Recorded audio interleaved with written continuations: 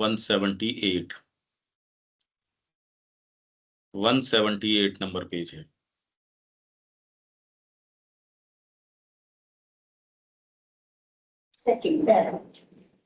Second para. यह सच है कि इन चीजों को सर्वसाधारण लोग चिंतन के अथक प्रयत्न की अपेक्षा कहीं अधिक भक्ति के उत्साह के द्वारा ही अधिक सहज रूप में अनुभव करते हैं। परंतु ऐसा तो होना ही चाहिए, क्योंकि मनुष्य की बुद्धि की अपेक्षा उसका हृदय सत्य के अधिक निकट है। क्या बातें चल रही है इसके अंदर?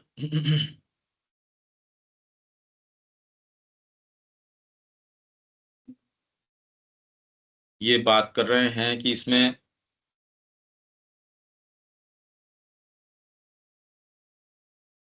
जनसमूह को परात्पर कुछ का कोई बोध या सुदूर अनुभव भी नहीं प्राप्त हुआ। भारतीय दर्शन के मुख्य दार्शनिक सत्य अपने विशाल भावनात्मक रूपों में या अपने गंभीरता या काव्यमय एवं ओजस्वी वर्णन के रूप में भारतवासियों के साधारण मन पर अंकित हैं। माया, लीला एवं भगवान के अंतर्यामित्व से संबंध रखने वाले विचार एक साधारण मनुष्य एवं मंदिर के पुजारी को भी उतने ही ज्ञात हैं जितने कि एकांतवासी दार्शनिक को, मठवासी सन्यासी और कुटीवासी संत को। और इसको कैसे प्रसारित किया गया? गीति नाटिका का के माध्यम से। जैसे रविन्द्रनाथ टैगोर ने बताया कि वो जन जन तक वो गंभीर सत्य हैं नाटकों के माध्यम से, कथा कहानी, दादा दादी की कहानियां, नीति कहानियां, नीति कथाएं, उदाहरण, जो बातें की जा रही है उनके माध्यम से। तो ये अब यहाँ इसी के कंटिन्यूएशन में है। यह सच है कि इन चीजों को सर्वसाधारण लोग चिंतन के अथक प्रयत्न की अपेक्षा कहीं अधिक भक्ति के उत्साह के द्वारा ही अधिक सहज रूप में अनुभव करते हैं। परंतु ऐसा तो होना ही चाहिए, क्योंकि मनुष्य की बुद्धि की अपेक्षा उसका हृदय सत्य के अधिक निकट है। यह भी सच है कि बाह्याचारों पर अत्यधिक बल देने की प्रवृत्ति सभी कालों में विद्यमान रही है। बाह्याचार और इसने गंभीरतर आध्यात्मिक हेतु को आच्छन्न करने की, उसको कवर अप करने की चेष्टा की। इसलिए कुछ जो फोल्ड्स हैं, कुछ विचारधाराएं हैं, बाह्याचार को एकदम अधम बताती हैं। यही मैंने कहा कि भी ये अगली बार अपने को बात करनी चाहिए, इसको कहाँ रखें। जो ये कह रहे हैं बाह्याचार, बाह्य पूजा अधमाधम, बाह्य पूजा जो एकदम अधम है, ये एक प्रचलित विचार है कि भाई तत्व ज्ञान की बात करो, आप चिंतन की बात करो, वेदांत की बात करो, कहाँ ये आप इसके पीछे पड़े हुए हो। पर इसका एक बहुत गंभीर सत्य है। ये देखते हैं, एक बार ये पढ़ते हैं, यदि ये होगा तो आपको ये बाह्य पूजा की जो कहाँ स्टैंड है इस पूरी स्कीम में, बाह्य पूजा कहाँ मतलब रखती है। खाली आपकी भावना को व्यक्त करने के लिए ऑब्जेक्ट है क्या? भाई मंदिर की प्रतिमा आपकी भावना जब तक तैयार हो जाए, एक स्कूलिंग की जैसे है, जिस दिन तैयार हो जाए, क्या आप उसको मंदिर की प्रतिमा को छोड़ सकते हो क्या? गुरु तो एक कह रहे माध्यम है भगवान तक ले जाने का, तो क्या गुरु का जो ऑब्जेक्ट है क्या उसको छोड़ा जा सकता है? मतलब बाह्याचार, बाह्याचार मतलब किसी भी अर्थ में बाह्याचार, मंदिर की उपासना कर रहे हो, सेवा कर रहे हो, जो भी आप ये करते हो, झाड़ू निकालना, बुहारी देना, वो इसलिए है कि आपकी कर्म प्रधान प्रकृति है। ज्ञान पक्ष यदि आपका प्रबल नहीं है, नहीं, मेन उद्देश्य तो है समाधि में कैसे चले जाओ। जिन लोगों के अंदर ज्ञान पक्ष नहीं है वो लगे रहो मंदिर के अंदर ड्रेस पहनाने के लिए, फूल चढ़ाने, ये के वो के। तो एक पर्सपेक्टिव आना चाहिए कि कौन सी चीज को कहाँ रखें। ये एक बड़ा गंभीर प्रश्न है। इसके बारे में, क्योंकि जो आपके साधु सन्यासी, डिपेंड करता है कौन से फोल्ड के हैं। भक्ति मार्ग की एक बात कहेंगे, भक्ति मार्ग में भी कितने अलग अलग तरीके के हैं। शैव लोग अलग कहेंगे, शाक्त अलग कहेंगे, वैष्णव अलग कहेंगे, और इनके अंदर भी सेक्ट सब सेक्ट्स इतने हैं, कहाँ रखें हाथ, कहाँ रखें। सारों की बात गलत नहीं है, क्या वो कहीं सिंथेसाइज किया जा सकता है? ये एक बड़ा प्रश्न है। ये कोई फिलोसॉफी की बात नहीं। आप चारों तरफ देख रहे हो, ये मंदिर कर क्या रहे हैं, कितने भी ज्ञानी हैं, पर वो आपके जा रहे हैं ना, गोविंद देव जी के सुबह उठ के जा रहे हैं कि जी केवल भावना ही है या और कुछ भी है, कैसे रखें मतलब इस चीज को? अगर इसको प्रश्न करें तो कहाँ रखें इस सारी बात को?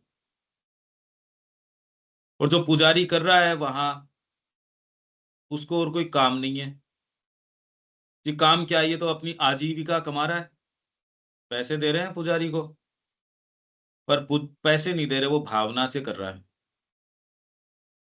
तब उसका डेवलपमेंट, क्योंकि वो तो सुबह उठा, मंदिर की सेवा करी, उसके पास तो फुर्सत ही नहीं है किसी और चीज की। तो फिर आप तो सोचोगे उसका तो डेवलपमेंट ही नहीं हुआ। उसके लिए तो ले दे के बस वो उतना सा गर्भगृह भगवान का, उसी में जो करना है सो कर लो, तो उसका डेवलपमेंट तो हुआ नहीं आज के तरीके से। पुजारी है, एक चरणामृत दे देता है, तुलसी दे देता है, समय पे 7 टाइम 6 टाइम 5 टाइम जो भी आरती है वो कर देता है। किया क्या इसने? समाज को क्या दिया? उसकी क्या प्रोडक्टिविटी है? क्या वो वास्तव में कुछ कर रहा है? क्या वो फैक्ट्री चला सकता है? नहीं यार, फैक्ट्री कैसे चलाएगा? ये तो पूजा कर रहा है ना मंदिर में। कहाँ रखें इसको? आप समझ रहे हैं ना इस चीज को कि ये क्या है? ये भक्ति भाव, है भक्ति भाव की कैटेगरी में इसको रखते हैं तो बाह्य आचार, ये कह रहे हैं बाह्य पूजा। क्या पूजा? बाह्य आचार, बाह्य आचार मतलब आप उसके, आपको पता नहीं है मृत्यु होने के बाद में कितने बाह्य आचार करते हो, पता थोड़ी है। शादी के समय कितने सारे मंत्र बोले जाते हैं, हमको तो यही पता नहीं वो कितने बोल गया कितने नहीं। आप तो कहे भैया मेरे को तो ये बता देना भाई का काम कब होगा, मामा का काम कब होगा, वो आके इसको ये करना है वो करना है। उस आपको थोड़ी पता कौन से मंत्र बोल गया, वो क्या बोल गया। और जो बोलने वाला है उसको तो पता है कि वो क्या बोल रहा है, उसको भी नहीं पता है। उसको भी नहीं पता। तो ये सारा बाह्याचार मतलब फिर तो आदमी कहता है यार कर क्यों रहे हो, पागल हो गएगा तुम। इसको कहाँ रखें? ये सारे बाह्याचार जन्म होता है तब से लेके आपके हर जगह ये बाह्याचार आप करते हो, तो क्या इसकी उपयोगिता है? माइंड वाला व्यक्ति कहता है अरे हटाओ ये सब बकवास है। अच्छा मान लिया ये, तो भी इसका प्रचलन तो कम होता नजर नहीं आ रहा वैसे तो। तो बढ़ता ही जाता है, बढ़ता ही जाता है। ये एक सोचने की बात है, मतलब कहाँ रखें इसको? जब भय भय भय के ग्रस्त में आकर के उसको बाहर निकालना भी संभव नहीं हो पाता है कुछ समय बाद। हाँ मतलब ये एक विचार के लिए आप चारों तरफ देखो, खाली फ्रीली नजर चारों तरफ दौड़ाओ, तो आप ये कहो यार चल क्या रहा है। यदि श्री अरविंद की बात को नहीं समझो तो आप इन सारी गुत्थियों को यथास्थान नहीं रख सकते। अभी जो धर्माचार्य हैं हमारे, वो विरोधियों को ही प्रश्रय दे रहे हैं एक तरीके से। वो तो कह रहे हैं ये साइंटिफिक है, साइंस इसको प्रमाणित करती है, मतलब वो उन्होंने तो बॉस साइंस को बना दिया। हाँ, वो उस पर प्रूव करेगी तो उस पर मानेंगे। वैलिडेट साइंस कर रही है, तो आपने तो ऑलरेडी अपना केस हार गए। आप तो सरेंडर कर दिया भाई। आप कह रहे हो कि मेरे को मेरी संस्कृति बहुत पुरानी है, विज्ञान से भी पुरानी है, फिर आप कह रहे हो ये विज्ञान सम्मत है। तो आप तो इनकंसिस्टेंट बात कर रहे हो, अपनी ही दलील का खंडन कर रहे हो। तो ये जो बातें जनरली, यही बात वेद के विषय में है। श्री अरविंद कह रहे हैं हमारे लोग जो वेद का महिमा मंडन करने का प्रयास करते हैं, वो एक्चुअल में तो उसका अपमान ही करते हैं। ये इसके इर्द गिर्द में बातें कर रहा हूं जिससे कि श्री अरविंद जो कहें उसको हम बेटर समझ पाए बस। तो ये कह रहे हैं यह भी सच है कि बाह्याचारों पर अत्यधिक बल देने की प्रवृत्ति सभी कालों में विद्यमान रही है, और इसने गंभीरतर आध्यात्मिक हेतु को आच्छन्न करने की चेष्टा की। ये करते ही आप तुरंत मन में क्या आता है कि गंभीरतर आध्यात्मिक हेतु है वो इंपॉर्टेंट है। बाह्याचार जो आप जो ड्रेस पहना रहे हो, भगवान को प्रसाद लगा रहे हो, मंदिर की सेवा कर रहे हो और डिटेल में कर रहे हो, इतने दिए जलाओ। आज एकादशी है, आज ग्रहण है, आज पट बंद रहेंगे। जब ग्रहण शुद्ध हो जाएगा तब भगवान को नहलाओ। ये नहीं चलता कि ग्रहण खत्म हो गया, सोरे सुबह कर लेंगे ना, सुबह कर ना, पूरी रात शुद्धि को होता है। जब भी शुद्ध होगा तो भगवान की उस समय आरती करोगे। और आप भी खाना नहीं खा सकते जितनी देर जो है सो। कि यार कैसी बकवास बातें हैं ये। तो श्री अरविंद की ये लाइन पढ़ते ही आप ये कहोगे बिल्कुल ठीक है, आध्यात्मिक हेतु इंपॉर्टेंट है, बाह्याचार जो है वो गड़बड़ है, पिंड छुटाओ उससे। पर श्री अरविंद इस तरीके की बात नहीं कह रहे। यही तो जोरदार बात है। आप प्रश्न समझ रहे हैं ना, ये क्या है ये। अगर इसकी भी इम्पोर्टेंस है वो समझने की बात बाह्याचार को भी बिल्कुल मना नहीं किया गया है ना शायद। नहीं, मना तो किया गया ही नहीं। बाह्या मना नहीं, बाह्य सेवा तो सबसे इंपॉर्टेंट है, ज्ञान पक्ष तो बहुत छोटी चीज है।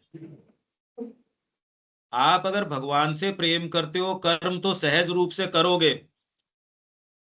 आप प्रेम करते हो तो कर्म से कैसे बच सकते हो।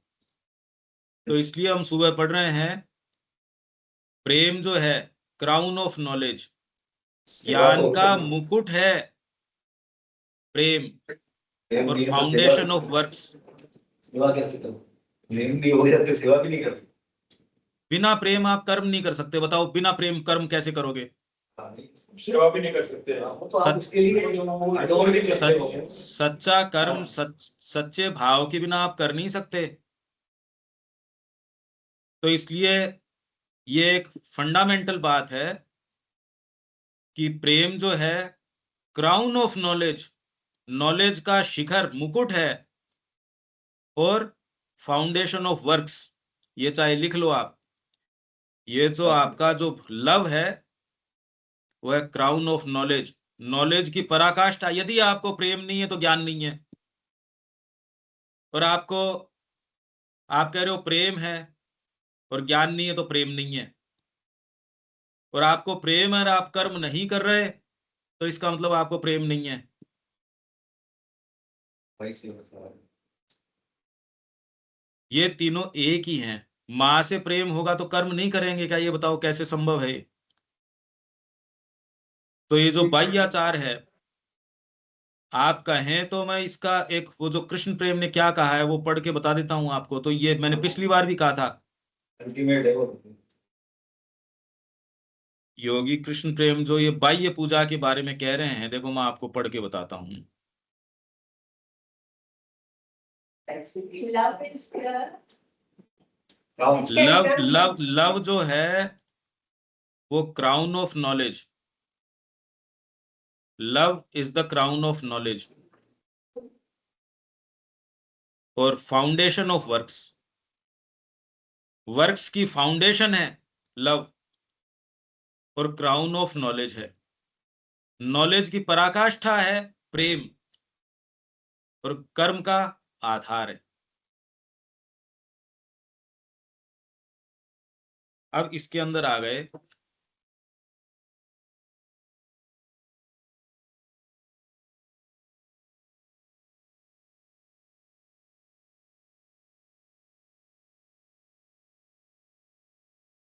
इसके प्रेम का बता रहे थे आप योगी जी। वो वही ढूंढ रहा हूं।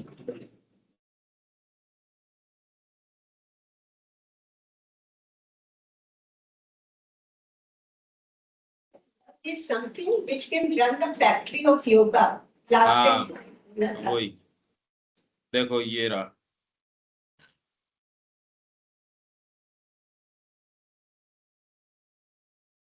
तो ये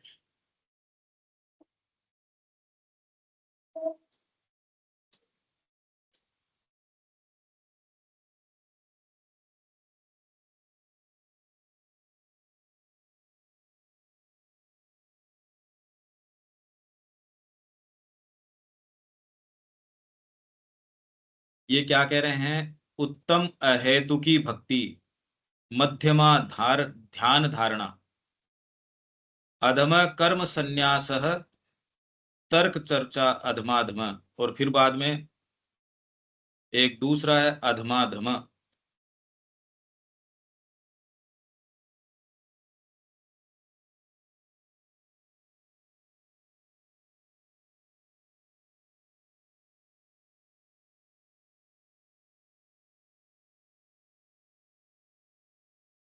एक सेकंड में ढूंढता हूं।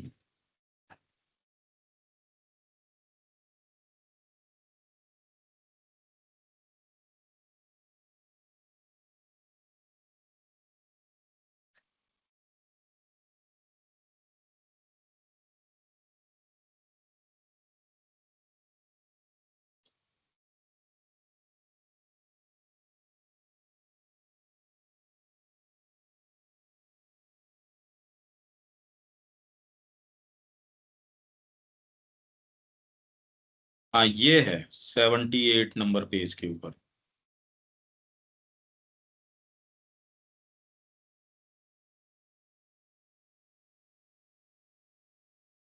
तुम जानते हो कृष्ण प्रेम, गत रात्रि एक पुस्तक पढ़ते हुए मैं बड़ा अचंभित हुआ। ये मैं इसलिए ये चर्चा कर रहा हूं क्योंकि यहाँ श्री अरविंद भी ये जो कह रहे हैं इसका गलत अर्थ निकाला जा सकता है कि बाह्याचारों पर अत्यधिक बल देने की प्रवृत्ति सभी कालों में विद्यमान रही है और इसने गंभीरतर आध्यात्मिक हेतु को कवर अप करने की चेष्टा की है, किंतु यह केवल भारत की ही निजी विशेषता नहीं है, यह तो मानव प्रकृति का एक सर्वसाधारण दोष है। तो क्या बाह्याचार करना दोष है? चाहे वो मानव प्रकृति का हो, इंडिया में हो, यूरोप में हो, वो तो एक अलग बात है। जो यूरोप में एशिया से कम नहीं वरन कहीं अधिक स्पष्ट रूप से पाया जाता है। तो कर्म कांड जो है और है, इसका कहाँ रखे, मेरा तो प्रश्न खाली ये है। और ये फंडामेंटली अभी आप समझ सकते हो इस परिप्रेक्ष्य में। और श्री अरविंद क्या कह रहे हैं या वास्तव में इसका मूल आध्यात्मिक तरीका क्या है देखने का। तो दिलीप मोहन रॉय ने ये पत्र लिख दिया और कृष्ण प्रेम को कह दिया, तुम जानते हो कृष्ण प्रेम, गत रात्रि एक पुस्तक पढ़ते समय हुए मैं बड़ा अचंभित हुआ। स्वामी ब्रह्मानंद ने महानिर्वाण तंत्र से अपनी सहमति के साथ एक श्लोक उद्धृत किया, उत्तमो ब्रह्म सद्भावो मध्यमो ध्यान धारणा। ब्रह्म सद्भाव तो जो है उत्तम है, ध्यान और धारणा करना मध्यम है, सेकेंडरी है। स्तुतिर जपो अधमो, स्तुति करना और जप करना अधम है, अधमो भावो। बाह्य पूजा जो है अधमा धम, अधम से भी अधम, मतलब एकदम ही निकृष्ट जो है वो बाह्य पूजा है। ये इन्होंने ब्रह्मानंद जी की किताब के अंदर से ये कोट कर दिया क्योंकि ब्रह्मानंद जी ये कह रहे हैं। तो ये कहाँ रखे फिर बाद में, क्योंकि आश्रम में अपने पांडिचेरी के अंदर तो खाली ये माँ की सेवा, माँ की सेवा, जो माँ कहे सो, पैकिंग करो तो उस भाव से, ये करो तो वहां तो कोई ध्यान लगाना, कोई चिंतन करना, ये तो चक्कर ही नहीं है। Work done in right spirit is योग या मेडिटेशन, ये कहते हैं अपने तो। राइट स्पिरिट के अंदर कर्म करो तो फिर वही बाह्याचार की बात हो गई। फिर तो आप मतलब श्री अरविंद भी इसी चीज को, कर्म के अंदर तो माँ की सेवा को प्रश्रय दे रहे हैं, मिनट टू मिनट, और कुछ नहीं, माँ की सेवा, माँ की सेवा। तो इसलिए मोती रानी ने आपत्ति जताई, अरे दिलीपदा आपको ऐसा नहीं करना चाहिए, मैं कोई पंडित थोड़ी हूं, क्योंकि इन्होंने संस्कृत में कह दिया तो इसका अर्थ बताओ। मैं हंसा, इसका अर्थ है उच्चतम पूजा उस चेतना या भाव में स्थित होती है जिसमें तुम प्रभु को सभी चीजों में देखते हो। उससे निचले दर्जे का है ध्यान, उससे भी निम्नतर है स्तुति गान या नाम जप, और सबसे ही निम्न है बाह्य पूजा, औपचारिक सेवा, मंदिर में करते हो और करते हो। तो मैंने यहां से अपनी बात शुरू करी कि आप जो अनुष्ठान करते हो, आप जो ये करते हो, जो भी आप सामने ऑब्जेक्ट काम में लेते हो, कोई मूर्ति काम में लेते हो, कोई गुरु काम में लेते हो, क्या वो खाली ऑब्जेक्ट है इस लास्ट तक पहुंचने का, कि जब लास्ट पहुंच जाए तो मूर्ति तोड़ी जा सकती है? भाई आप बाह्य पूजा कर रहे हो और आरोहण कर रहे हो और ब्रह्म तक पहुंच गए तो मूर्ति तोड़ दो। क्या मूर्ति केवल वही साधन है? आप प्रश्न समझ रहे हैं ना? क्या जो है जी, इन्फिनाइट है। जो ऑब्जेक्ट है आपकी वर्शिप का, क्या उसका यही है कि वो एक केवल एक साधन है, एक माध्यम है किसी और चीज तक पहुंचने का? यदि ये भाव आपके है तो आप ऑलरेडी इंद्रियाश्रित झांसे में हो। अगर भगवान कृष्ण की मूर्ति स्वयं भगवान कृष्ण न हो और खाली आप उसको एक माध्यम मानते हो, तो वो आपको कृष्ण तक कैसे लेके जाएगी ये बताइए? आपने तो बीच में ही खोट कर दिया। आप जिसकी सेवा कर रहे हैं, यदि फुल तरीके से उसकी सेवा नहीं कर रहे, तो वो परिणाम आपको कैसे दे सकती है? वहां तक कैसे ले जाएगी वो? तो भगवान या कृष्ण मान के ही करो जब भी होगा बात। हाँ, पर ये एक बड़ी भारी प्रॉब्लम हो गई है। आप समझो इसको, कहना एक चीज है, मानते नहीं लेकिन उसको। ये एक प्रॉब्लम हो गई ना। वो यहां साधन आके बनता है। मानव मन दिक्कत में आ जाता है, इसलिए मैं धीरे धीरे चल रहा हूं। तो आगे ये क्या कहते हैं, कृष्ण प्रेम ने आवेग पूर्ण रूप से सिर हिलाया और कहा, मैं इस बात को यूं नहीं जाने दे सकता। किस चीज को? कि बाह्य पूजा अधम से अधम है, क्योंकि इस प्रकार के उद्धरण बहुत भारी क्षति पहुंचाते हैं यदि उनका अर्थ अपनी पूर्णता से अलग करके खंड खंड में आंका जाता है और फिर उन्हें सत्य की दीप शिखाओं में विकसित कर दिया जाता है, जो प्रकाशित करने की बजाय छाया अधिक डालती है। हमारे भी श्री अरविंद से संबंधित कुछ लोग हैं, वो अपने व्याख्यानों में कि श्री अरविंद धर्म की बात नहीं करते, श्री अरविंद बाह्याचार की बात नहीं करते, वो तो दिव्य चेतना में निवास करने की बात करते हैं, उनकी बात करते हैं। ऐसा आपने भी सुना होगा आप सुना कि श्री अरविंद रिलीजन की बात नहीं करते। अब कहां रखें इसको? कृष्ण प्रेम ने देखो कितनी जबरदस्त आपत्ति जताई है इस बात के लिए। कारण क्या है इस बात का? क्योंकि आध्यात्मिक व्यक्ति उन चक्करों में जाता नहीं। आप खंड खंड करके टुकड़े कर देते हो सत्य के, और फिर हर टुकड़े को एक दीप शिखा, सत्य की दीप शिखा के रूप में यूं उठा लेते हो, जो प्रकाशित नहीं करती, शैडो डालती है। तो ये एक फंडामेंटल प्रश्न है, श्री अरविंद ही इसको सोल्व करते हैं प्रॉपर तरीके से। मैं तुम्हें अनेक बार कह चुका हूं कि जीवन चरित्रों में तुम अनेकों संतों को समय समय पर अपनी ही बात का खंडन करते पाते हो। तो ये हो गया। तो ये तो इन्होंने करते रहे करते रहे। फिर आगे ये अगले पैराग्राफ में क्या कह रहे हैं कि आपके शंकराचार्य जी का उदाहरण दे रहे हैं कि वो गतिस्त्वम गतिस्त्वम गतिस्त्वम भवानी त्वमेका भवानी, ये बात भी कर रहे हैं। तो ये सारी बातें चल रही है, तो यशोदा माँ बीच में बोली, रे उसके बात का उत्तर दे तू, इस बात का उत्तर दे कि बाह्याचार का महत्व है या नहीं है, ये बता। इन्होंने अभी कृष्ण प्रेम ने ये जो पेज, आपके पास ये पुस्तक होगी, आपके पास है क्या ये पुस्तक?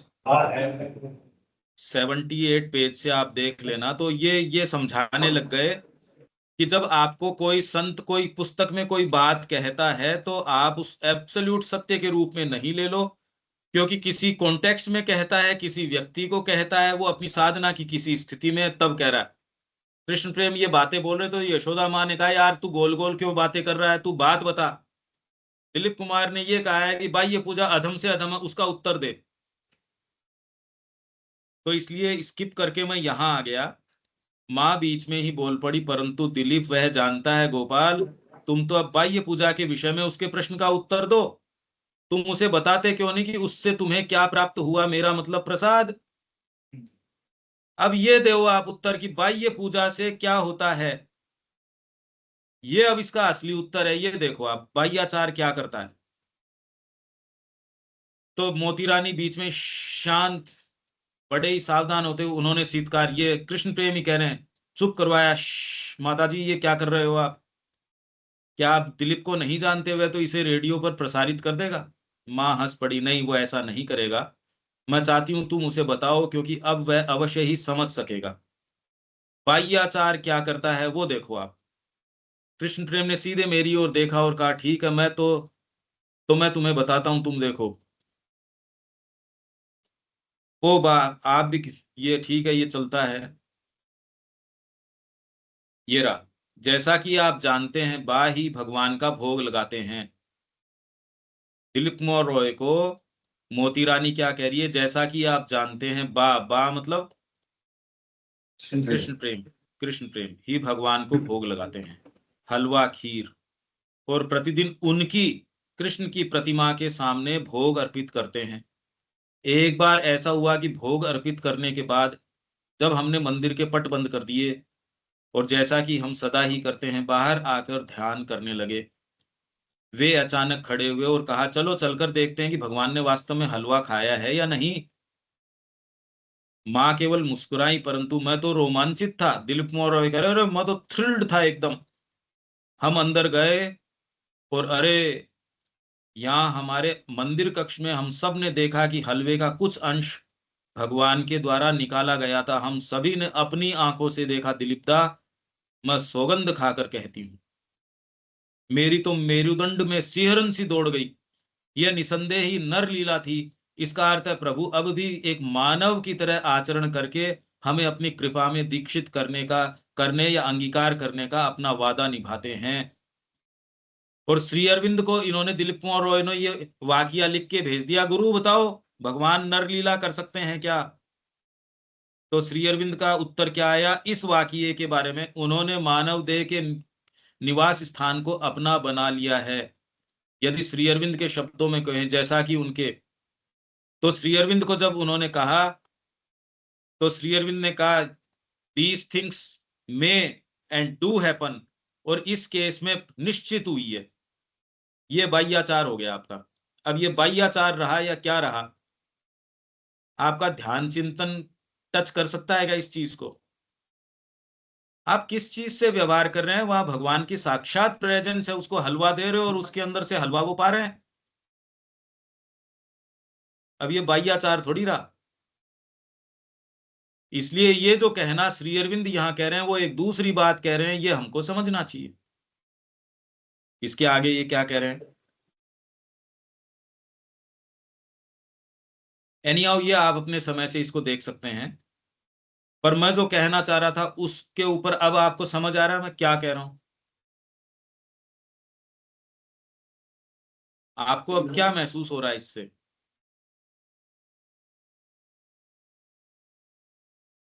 ये जो बाह्याचार का और का सब्जेक्ट है, बाह्याचार में भी करिए ग्रेड हो जाएंगे ना। बाह्य तो आप कोई भी कर्म करते हो उसके साथ चिंतन नहीं होता क्या? भाव नहीं होता उसके साथ? ये बात कहना ही गलत है। इन इट सेल्फ ये बातें ही बेकार हैं एकदम। ये एक सर्टेन कॉन्टेक्स्ट में कह रहे हैं कि अगर आप पीछे की जो चीज से डिस्कनेक्ट करके खाली जैसे डेड रूटीन हम फॉलो करते हैं ना, सत्र कर लिया और कर लिया, अरे पर ऑटोमेटिकली जब श्री अरविंद में प्रीति आ जाएगी तो ये कोई एक्टिविटी रहेगी क्या फिर? ये नहीं। जब तक आपके लिए ये एक्टिविटी है तब तक तो बाह्याचार है। चाहे आप सावित्री पढ़ रहे हो तो भी बाह्याचार है। और अगर मां से जुड़ जाओगे तो आपका झाड़ू निकालना भी जो है अध्यात्म हो जाएगा। ये बात कह रहे हैं। इसीलिए हमारे जो है एक बेसिक प्रॉब्लम अपने सोसाइटी में तो ये भयंकर है, एक्टिविटीज एक्टिविटीज। अरे पीछे जोड़ दो, तुम्हारा पूरा जीवन जो है वो फिर बाद में अभिव्यक्ति हो गई आपकी भावना की। ये है बाह्याचार की रोर की बात। मेरे ख्याल से कुछ कुछ इंडिकेशन अब आ रहा है इसका। थोड़ा आगे चल। डिवाइन से जुड़कर किया गया कर्म कर्म हाँ। जो है वो तुम्हारा वास्तविक क्या कहेंगे उसको, वो बन जाएगा। अरे भी बाह्य और आंतरिक तो है ही नहीं फिर बाद में। आप तो एक, आपके हाथ काम करते हैं, आंखें भी काम करती हैं, भावनाएं भी काम करती हैं, विचार भी काम करता है। आप रोटी बनाते हो तो सारी चीज कर रही है ना काम। मनुष्य एक पूर्ण सत्ता है, पूर्ण है भाई, मतलब इंटीग्रल है। उसको खंड खंड क्यों कर रहे हो? कर्म, भाव, ज्ञान, ये अलग अलग थोड़ी है, ये तो हमने अलग जबरदस्ती कर दिए। इनमें कोई डिस्कॉर्डेंस थोड़ी है। आप भाव अगर रखते हो तो क्या ज्ञान को कमरे से बाहर निकाल देते हो? ये तो मूर्ख लोग अलग अलग करते हैं। ये तो लिमिटेशन हो गई कि आप ज्ञान रखोगे तो प्रेम नहीं आएगा, प्रेम रखोगे तो ज्ञान नहीं आएगा। ये कोई बातें, ये तो सीमितता हो गई। बाउंड्रीज खींच दिया आपने। ज्ञान, कर्म और भक्ति ये तो एक हैं, समन्वय है इनका। जब एक हो जाएंगे तो ज्ञान और आपका बाह्याचार मतलब अलग अलग कैसे रहेंगे? ये बाह्य कर्म कैसे रहेगा? ठीक है। ये तो एक ही है। अभी भी आप कोई भी काम करते हो, आप भगवान का भजन गा रहे हो, उसमें भी उतना ही भाव है, और उनके लिए एडमिनिस्ट्रेशन कर रहे हो तो भी उतना ही भाव है। मैं अगर गाड़ी चला रहा हूं तो भी वही भाव है, बच्चे को पढ़ा रहा हूं तो भी वही भाव है, भजन गा रहा हूं तो भी वही भाव है। जिस व्यक्ति को इन चीजों की एक कॉन्शियसनेस, जहां ये इंटीग्रेटेड है, उसका सेंस नहीं हो, वो ही कहता है ये बाह्याचार है, ये अंदर का है, ये उधर का है। श्री अरविंद यहां इस बात का खंडन नहीं कर रहे। श्री अरविंद तो ये कह रहे हैं कि मानव की बाहरी सत्ता हमेशा ही बाहरी चीजों के अंदर अपना आग्रह रखती है, बस ये कह रहे हैं यहां श्री अरविंद। अंदर जाने की उसकी प्रवृत्ति नहीं रहती। तो श्री अरविंद जो कह रहे हैं, हम जो बात कर रहे हैं वो ये बात है। फिर से बोलूं क्या मैं, क्या क्या बोल रहा हूं? ठीक है। ये जो कर्म ही पूजा ऐसे वो कहते हैं, वो क्या चीज? वर्क की वर्षिप है क्या है कर्म ही पूजा, वर्क की वर्षिप कहते हैं तो ना? आप कर्म ही पूजा। वो उल्टी बात है। पूजा होगी, प्रेम होगा तो कर्म होगा। यहां ये कह रहे हैं कि आपकी बाह्य जो सत्ता है उसका आग्रह जनरली बाहरी चीजों में ज्यादा रहता है। जैसे भगवान के लिए प्रेम है तो तुरंत आप फिर बाद में कोशिश करोगे कि मेरे जीवन को कैसे बाहरी तरीके से रीमोल्ड करूं। तो आपको क्या कहेंगे, अगर भीतर से पूरा प्रेम नहीं होगा तो बाहरी रीमोल्ड करना भी ज्यादा दिन तक चलेगा नहीं। ये कहते हैं ना, ये कह रहे हैं यहां। फिर आप सुनना इसको, आगे चलते हैं, थोड़ा और पढ़ते हैं। किंतु ये केवल भारत की, ये तो हो ही गया है यहां तक। इसी कारण वास्तविक सत्य को सजीव बनाए रखने और आचार अनुष्ठान, रीति नीति और कर्म कांड के निर्जीव बनाने वाले बोझ का प्रतिरोध करने के लिए, कर्मकांड जो करते हो निर्जीव हो जाता है, तो उसको सजीव बनाने के लिए कौन आते हैं? के लिए संतों और धार्मिक विचारकों की अविच्छिन्न परंपरा तथा आलोक प्राप्त सन्यासियों की शिक्षा की आवश्यकता रही है। संत आके उसको जीवित कर देते हैं। उनके लिए कर्मकांड कर्मकांड नहीं रहता, उनके लिए उनके प्रेम का एक्सप्रेशन बन जाता है। ये मैं इतनी देर से बात कर रहा हूं। हाँ, ठीक है एकदम। तो इसलिए संतों की और ऐसे व्यक्तियों की आवश्यकता है जो उसको कर्मकांड नहीं छोड़ते, वो तो अपने भाव का एक्सप्रेशन बना देते हैं, सराबोर कर देते हैं उसको अपने भाव से। मेरे ख्याल से अब क्लियर है ये बात। सही है, एकदम सही है। अविच्छिन्न परंपरा बनी रही, परंतु यह भी तथ्य है कि आत्मा के इन संदेशवाहों का कभी अभाव नहीं रहा। भारत ने यही काम किया। और इससे अधिक महत्वपूर्ण यह तथ्य भी विद्यमान है कि सर्वसाधारण के मन में उनके संदेश को सुनने की प्रसन्नता पूर्वक तत्परता की भी कमी नहीं रही। भारत में सभी स्थानों की तरह है जी। वो प्यास बनी रही, मतलब इसलिए सुनते थे। हाँ, ये रही। अच्छा, ये सामान्य लाइनें नहीं हैं। इसके अंदर आप ये देखिए, अगर ऋषि को जिस तरीके से इन्होंने सिर के ऊपर बिठाए रखा, हमेशा ही टॉप मोस्ट रखा, अगर आप ऋषि को वो प्रामाणिकता नहीं रखो तो कौन उसकी सुनेगा? ये बताइए। आप अगर उसको जहां उसकी महत्ता है वो नहीं रखो तो उसकी तो सुनेगा ही नहीं फिर। तो भारत के अंदर ये एक जनरल एटमॉस्फेयर रहा कि ना ना, गुरु की तो, गुरु साक्षात परम ब्रह्म, अगर ये बात रोज रिपीट नहीं की जाए तो आप गुरु की अवहेलना कर दोगे?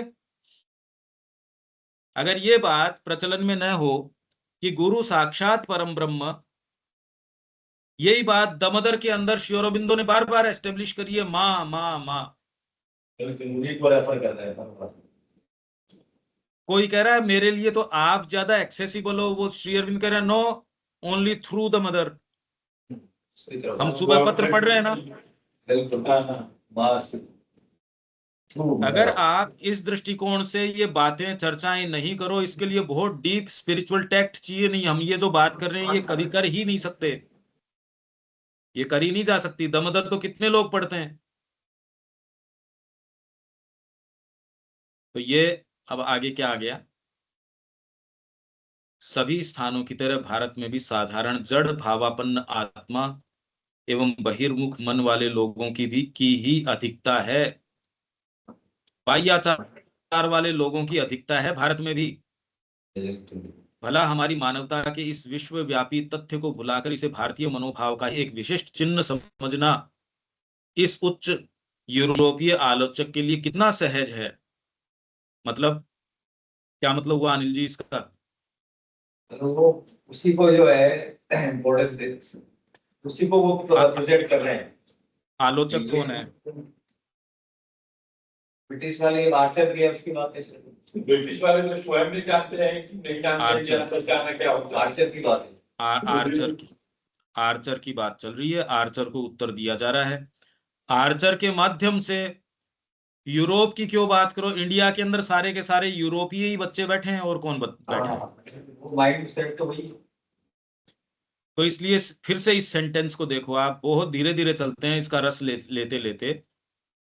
सभी स्थानों की तरह भारत में भी क्या है, साधारण जड़ भावापन्न आत्मा, जड़ भाव से भावित है आत्मा, मतलब जड़ तत्व की ओर प्रेरित है। यहां कॉमन मैन,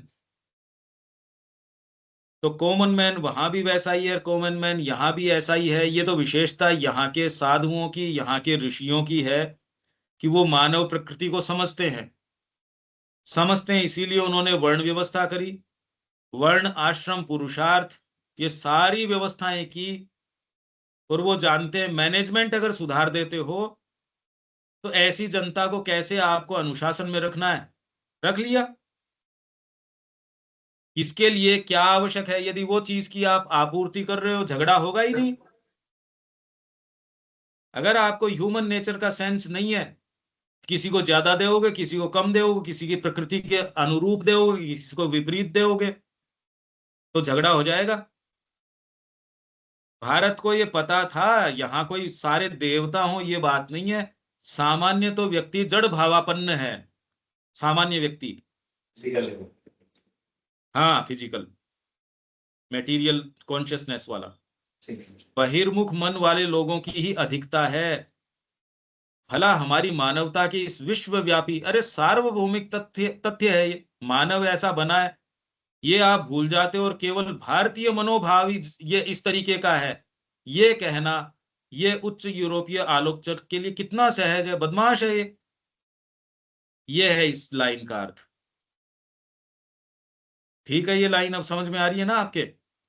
ठीक है, ठीक, उसी को पकड़ लिया आपने। इस तरीके से श्री अरबिंदो को आप देखिए, कितनी गंभीर चीजें भरी हुई है, पैक्ड हैं। परंतु कम से कम भारत के निवासियों में, यहां तक कि अज्ञानी जनसाधारण, क्यों किया ये? क्योंकि उसने काम में लिया होगा ये इग्नोरेंट मासेस, उसने कह दिया होगा इग्नोरेंट मासेस में भी ये विशेषता है। पर भारत का जो जनसाधारण है उसमें क्या विशेषता है कि सदियों के शिक्षण के द्वारा वे और कहीं की साधारण जनता या सुसंस्कृत श्रेष्ठ जनों की भी अपेक्षा आंतरिक सत्यों के अधिक निकट हैं। किस कारण? क्योंकि सदियों का शिक्षण आपकी जनता को रहा, इसलिए यहाँ का कॉमन मैन आपके श्रेष्ठ आदमी से भी बेटर इक्विप्ड है, बेटर तैयार है, सुसंस्कृत है। ये प्रज्ञा इंडिया की रही। यहां सेंसिटिव है आदमी।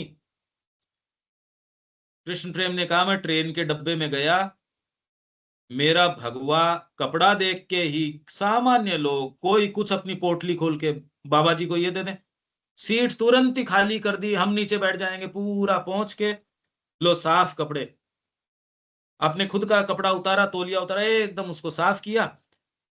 थोड़ा सा बेचारे के पास खुद का खाना है न, बाबा जी आप क्या लोगे? आप कितनी सेंसिटिविटी है, नेचुरल सम्मान की बात आती है। एकदम। ये सहज है यहाँ की साइकी के अंदर। यहाँ समर्पण करना आपके लिए ज्यादा आसान है, यहाँ की मिट्टी में है ये चीज। वहां आप योग भी करते हो तो बार बार उसके मेरे को क्या मिल जाएगा ये ढूंढते हो।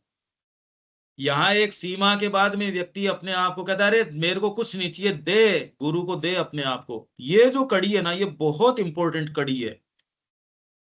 ये एक फंडामेंटल जो आपको जंप करने की सुविधा होती है भारतीय होने के कारण, वो उसको बेचारे को नहीं मिल पाती। पर ये जो आपकी विशेषता, इसको तो आप कभी काम में लेके देखते ही नहीं। आपको जो बेस्ट उपहार दिया गया है या चाबी दी गई है, वो तो काम में लेके देखते ही नहीं, 2 मिनट। उसका तो पता ही नहीं। तो भारतीय होने का हम लाभ भी नहीं उठा पाते। तो ये अधिक निकट है आंतरिक सत्यों के। वहां का चाहे सुसंस्कृत आदमी भी है, श्रेष्ठ आदमी भी है, उसकी अपेक्षा यहाँ का सर्वसाधारण जन साधारण है, वो आंतरिक सत्यों के पर है तामसिक। यहाँ का कॉमन मैन एकदम निकम्मा है, तामसिक है। पर नहीं, हम भीतर यहाँ क्यों जीवन करते हैं? बाहर भी तो असली होगा। है जी, बार्गेनिंग, वो राजसिक है, वो वो तामसिक बार्गेनिंग तो नहीं है, करता राजसिक है। है। बाहर का व्यक्ति राजसिक है, तामसिक नहीं है। आप सीखते हैं। इंडिया में तामसिकता बहुत ज्यादा है,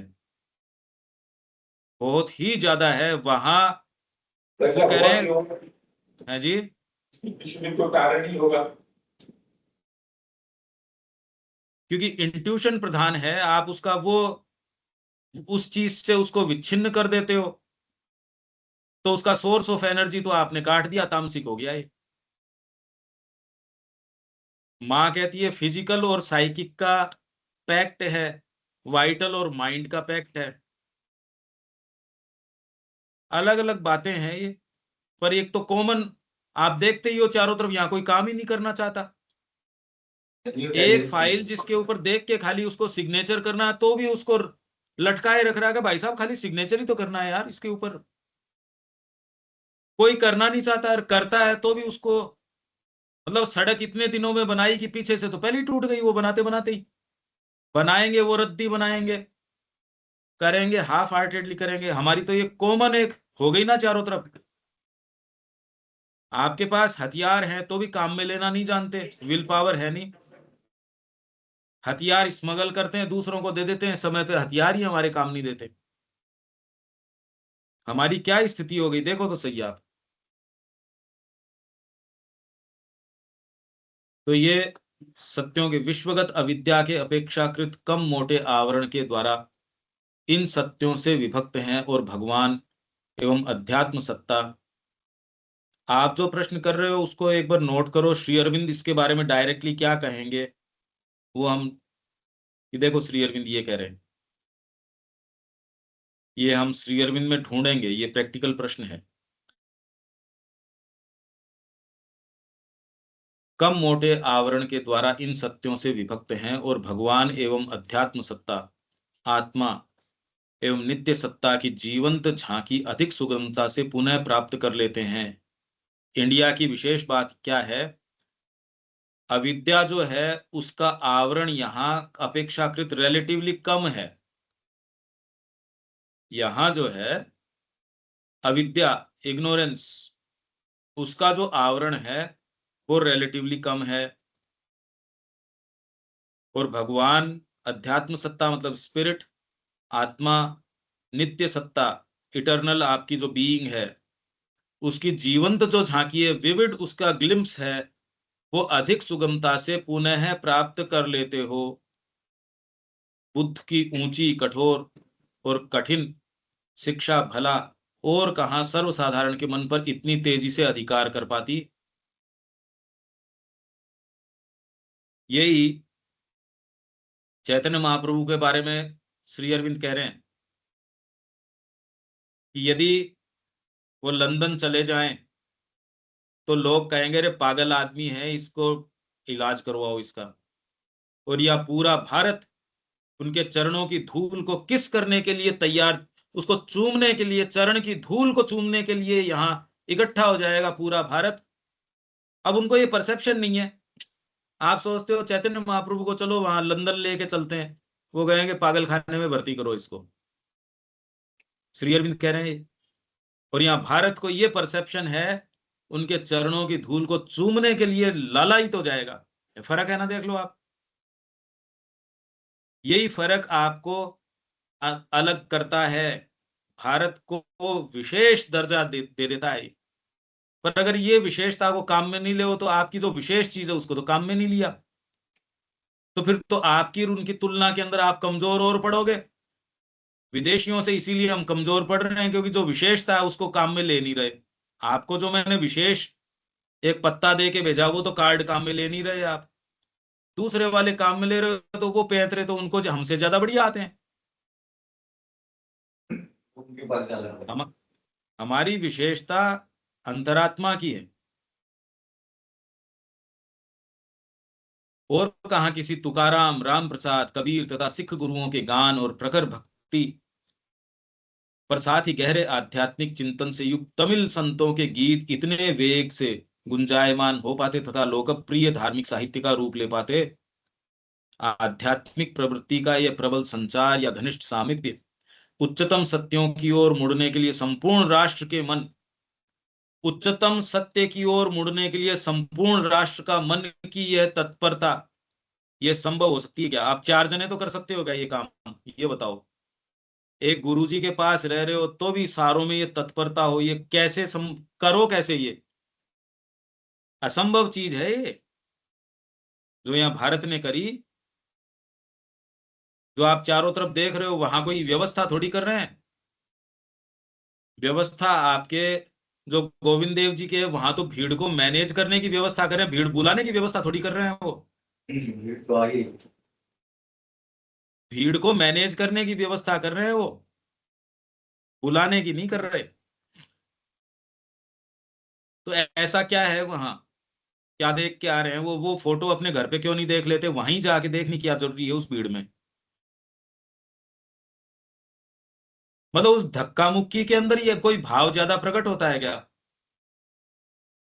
वैसी हूबहू मूर्ति आपके पास पैसे हो, उतना बड़ा कंपाउंड वैसा बना लो, उसमें क्यों नहीं रख लेते? मतलब सुबह उठ के जाके वहां धक्का खाने की, या वहां मुश्किल से ही आपको लोग कैसे भागे जाते हैं, अरे पट बंद हो गए, पट बंद हो गए, चलो चलो। भाग के कितना मुश्किल से कहां कहां से जाते हैं, श्रीनाथ जी का दर्शन करके आएंगे।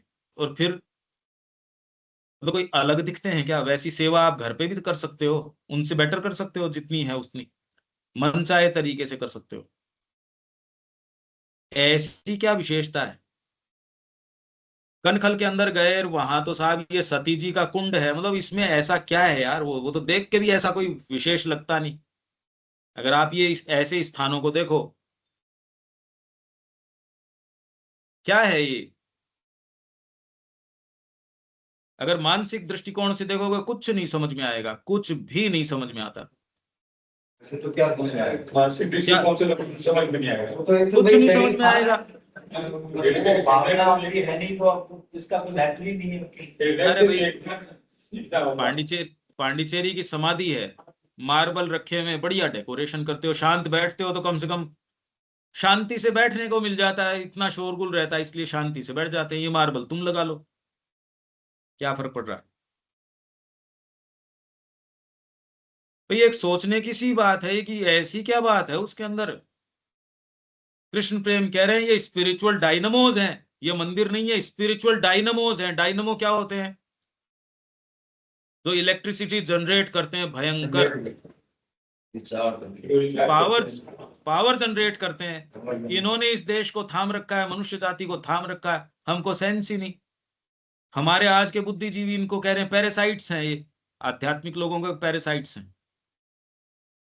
हमारे भी मन में यही है। आश्रम में चले गए, समाज को क्या दे रहे हो तुम? समाज का क्या कर रहे हो तुम? समाज में इसका वाइब्रेशन क्या है करना? अरे भाई आप, ये तो आप कह रहे हो, ये उनको थोड़ी कह सकते हो। ये रात दिन जो डिबेट्स चल रही है आपके, देखो तो सही वो क्या बोल रहे हैं। वाइब्रेशन तो जाता है, फिजिकली क्या बदल रहा था, तो वही चाह रहे हैं मैं फिजिकली यही तो मैं कह रहा हूँ, मां श्री अरविंद के लोग जो हैं वो व्याख्यान करते हैं कि धर्म बकवास है। मां श्री अरविंद तो आध्यात्मिक बात करते हैं, बाह्याचार का खंडन करते हैं। आपने भी सुना होगा, अपन नाम क्यों लें उनका। अच्छे भले लोग जो आपका खंडन करते हैं ना, ये बाह्याचार का और का, और श्री अरविंद की इस लाइन को ही कोट कर देंगे या कहीं से भी कोट कर देंगे।